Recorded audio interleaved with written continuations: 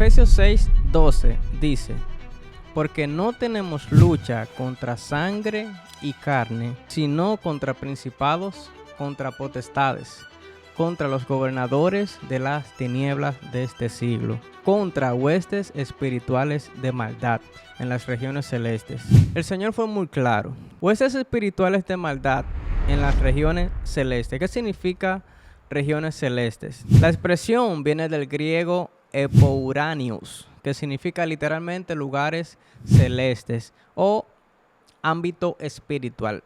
No se refiere al cielo, ni las nubes o en el espacio. Entonces, ¿qué quiere decir? Regiones celestes. Es el campo espiritual donde ocurre la batalla invisible entre el reino de Dios y las fuerzas espirituales malignas. ¿Qué no es? No es el infierno. No es el cielo eterno donde Dios habita. No es algo físico o geográfico. Entonces, ¿qué significa? ¿Qué realmente es? Es una esfera espiritual real. El ámbito donde operan ángeles y demonios. El lugar de autoridad espiritual. En pocas palabras, son entidades que no tienen un cuerpo físico. El mundo en el que nosotros vivimos está gobernado por el mal. Jesús dijo: no amen a este mundo, ni las cosas que hay en este mundo, como su sistema, sus ideologías y ciertas culturas. Y el mal tiene poder en este mundo de tinieblas, de dar cosas. Por ejemplo, cuando Cristo, después de ayunar durante 40 días, fue tentado por Satanás. Una de las tentaciones que le hace Satanás es: inclínate ante mí y todo lo que ven tus ojos serán tuyos. Yo creo que Satanás tiene el poder de darnos cosas si nosotros nos inclinamos ante él. Vaya error. En el Antiguo Testamento, cuando Dios nos dio sus mandamientos: oye Israel, amarás al Señor tu Dios con todo tu corazón, con toda tu alma, con todas tus fuerzas, porque dice: yo soy celoso. ¿Qué significa que sea celoso? ¿Siente celo Dios del resto de los dioses? Y que todas las demás cosas parecen dioses, pero realmente no son dioses. Cuando Dios dice: no te harás imagen de lo que está en el cielo, de lo que está en la tierra. Cuando Dios te dice que no te hagas imagen de ninguna cosa y te dice: no te inclinarás ante ella, te está advirtiendo que no te inclines a la idolatría, porque es pecado. Y la idolatría es una de las cosas que es directamente en contra de Dios, porque nos dice: yo prefiero esto delante de ti, por encima de ti. La palabra de Dios nos dice que Satanás es el padre de la mentira. Él planta en nuestra mente contrariedades de voluntad que nos tientan a pecar. Es incuestionable que vivimos en un mundo diseñado para destruir la humanidad. Este mundo, nuestra ciudad, el barrio donde vivimos, están gobernados principalmente por potestades, principados y por gobernadores de tinieblas de este siglo. Y todo este sistema lo que anda buscando es destruir. La palabra de Dios lo dice muy claro. Ahora, Él se muestra muy bonito como luz porque quiere imitar a Dios, que es luz, pero realmente no puede. Es inteligente, eso sí. Y siempre se va a mostrar así, porque si se mostrara con oscuridad, con su realidad, entonces nosotros tendríamos miedo y nos alejaríamos inmediatamente de él. Algo se representa como algo inofensivo y nos hace creer que las personas que levantamos la voz para avisar en contra de él somos unos radicales, somos unos locos, somos unos ignorantes de la realidad. ¿Qué significan los principados? Vendrían siendo entidades que gobiernan sobre países, ciudades, gobernadores. Por otra parte, potestades, que significa autoridades delegadas. Habla de poder espiritual con influencia. También nos dice gobernadores de las tinieblas. Son dominadores de sistemas de este mundo de oscuridad. Describe fuerzas espirituales que influyen en estructuras y directamente a sistemas humanos. Así que, viendo todas estas definiciones, todo el mundo está bajo ataque. Sea o no creyente, todo el mundo, todo ser humano está bajo ataque.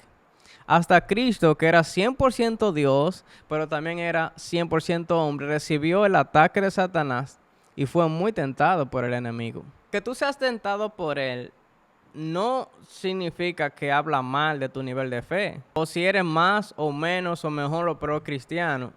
Ejemplo, en una ocasión Jesús anuncia a sus discípulos que será entregado para morir y resucitar en 3 días.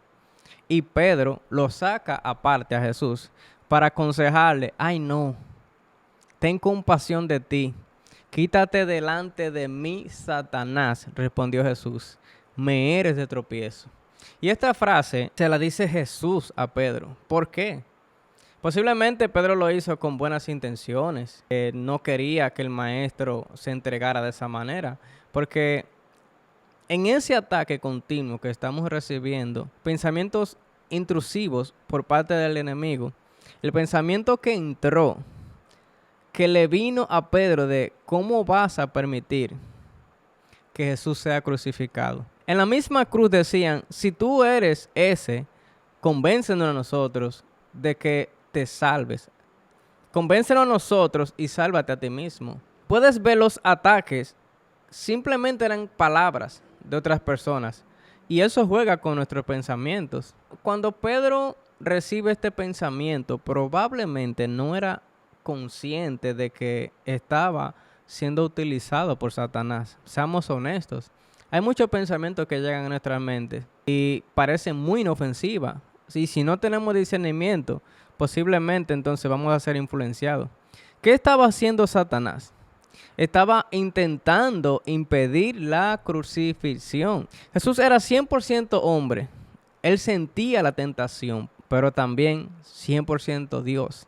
Él conoce todo. Sabía que ese mensaje venía de Satanás. Por eso le dice la frase pero tan dura: apártate de mí, Satanás. Jesús no era una persona agradable en algunas ocasiones. Jesús amaba muchísimo, pero no tenía ningún problema con decir a la gente algunas cosas que igual no querían escuchar. Ahora, con toda honestidad, yo creo que hay personas que pueden ser utilizadas por Satanás en algunas ocasiones. Puede ser tu familia, puede ser tu esposa, tu esposo, tu compañero de trabajo, puede ser tu amigo, pueden ser utilizadas todas estas personas por Satanás en determinado momento. Es lo que yo creo. Pero esto es tan importante, discernir con la ayuda del Espíritu Santo a través de la palabra de Dios y pidiéndole que nos guíe con libertad, con toda verdad. Esta lucha es real con tal de no cumplir la voluntad de Dios y compartirla con los demás. Ahora, estas palabras, si en este momento no conoces verdaderamente a Jesús, si tú no reconoces a Jesús como tu Salvador, pídele ahora mismo que te perdone de tus pecados y seas hijo de Dios para siempre. Aquí viene el siguiente punto. El siguiente punto es que hay niveles. El nivel de entrada, el nivel base es pensamientos intrusivos. Sí, el enemigo está continuamente lanzándonos dardos al cerebro, a la mente con pensamiento. Esto es una de las partes más importantes de todo lo que te he dicho. Eso es algo tan importante que cuando hablamos de este tema, estamos hablando literalmente de una guerra espiritual. Ahora bien, el enemigo no puede leer tu mente. Esta es una pieza grandemente estratégica para nosotros, que no se te puede olvidar. El enemigo no puede leer tu mente. Entonces, ¿qué quiere decir esto? Hay oraciones que las hacemos con nuestras mentes. Yo soy una persona que he vivido toda mi vida orando en mi mente, siempre todo en mi mente. O a menos que haya un grupo social o donde tenemos que orar en público. Pero hay oraciones que se deben de hacer audibles, declarando que Satanás no tiene parte ni en mi vida, ni en mi territorio, que mi mente sea gobernada por Dios. ¿Qué cosas hacen que mi mente esté gobernada por Dios? Orar en silencio. ¿Y qué cosas? Orar en voz alta. Si tú vas a orar, tienes que orar conscientemente de lo que estás orando. Él no puede leer tu mente, pero sí puede meter pensamientos en tu mente.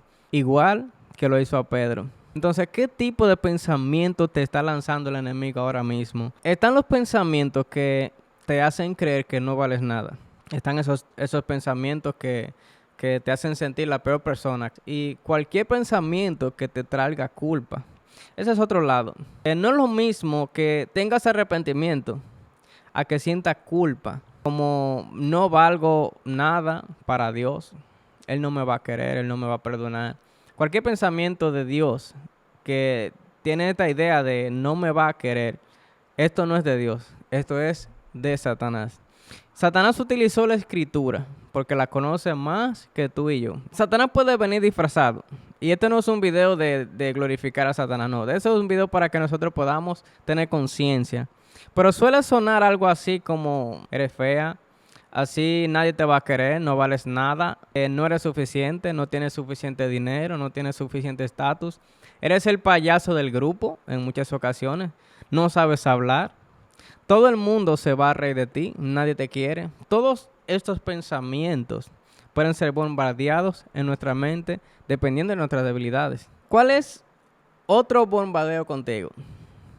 Te sientes miserable, te sientes con culpa, atado, sin valor, sin identidad. Tú tienes que saber esto. Este sentir no viene de Dios y debe ser liberado ahora mismo. Jeremías 29:11 dice: porque yo sé los pensamientos que tengo acerca de ustedes, dice Jehová, pensamiento de bien y no de mal, para daros el fin que esperáis. Al final de todo, ¿ves cómo funciona el sistema de Satanás en nuestras mentes, en nuestra vida? Esto me pasa a mí, esto le pasa a otros y eso te está pasando a ti. Te recuerdo, todo el mundo estamos siendo influenciados por gobernadores, huestes espirituales. Esto le pasa a toda la humanidad. Nuestra guerra no es contra sangre y carne. Te está haciendo ver que todos los seres humanos tenemos una guerra. Y a veces nos familiarizamos tanto con el pecado que no sentimos que vivimos en guerra.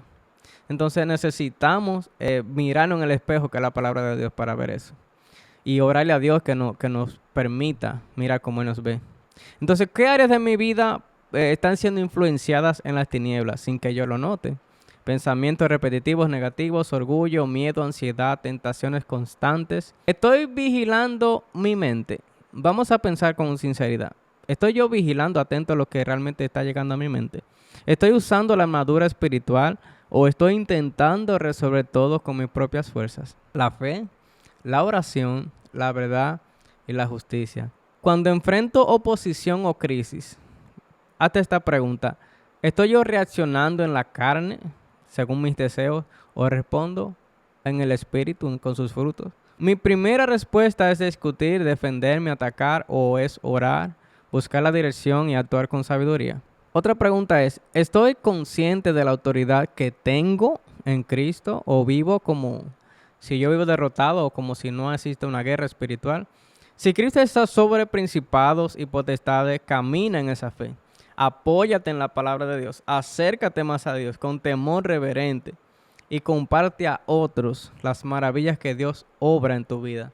Hoy entendimos algo que cambia completamente nuestra perspectiva. La batalla no es contra personas. No es con tu esposo, no es con tu amigo, no es con tu jefe, no es con una persona que te falló. Como dice en Efesios 6:12, nuestra lucha no es contra sangre y carne, es espiritual. Y cuando tú entiendes eso, dejas de reaccionar y empiezas a discernir. Dejas de pelear en la carne y comienzas a orar con estrategia. Dejas de vivir en la defensiva y empiezas a caminar en autoridad y en libertad, con gozo. Tal vez esta semana te has agotado, frustrado, cargado, pero no es tiempo de rendirte, es tiempo de vestirte. Vestirte de verdad, vestirte de fe, de identidad y vestirte de Cristo. Recuerda bien esto, la batalla es espiritual, pero la victoria ya fue declarada. Nos vemos en el siguiente episodio de Profundamente Podcast. Te lo en los comentarios, así que comparte este mensaje con los demás. Bye bye.